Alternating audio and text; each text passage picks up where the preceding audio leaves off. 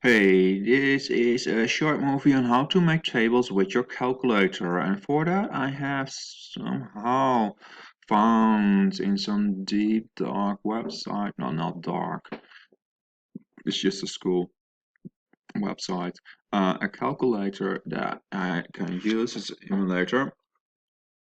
It almost looks the same. If you look past the color, you see it is the same.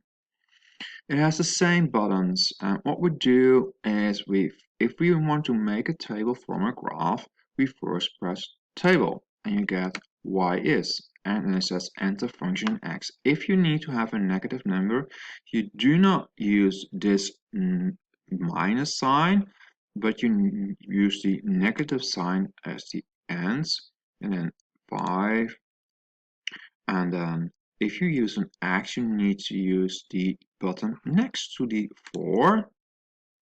If you need to square, we put a square on top of it. I'm going to put add 5 x because I can, and then subtract 9.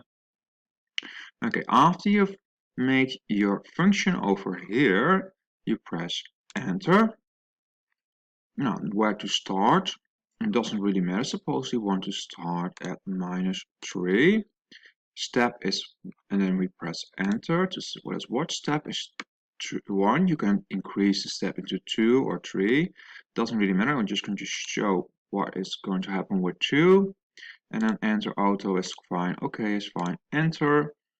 And you can see I start at -3. And the steps between the x values are 2. And here over here we have the x value. Over there we have the y value. And we can scroll down through the screen, and we can also go up like that. That's it. This is how you make a table with your calculator. Have fun doing it very quickly, especially during tests. Hey, see you.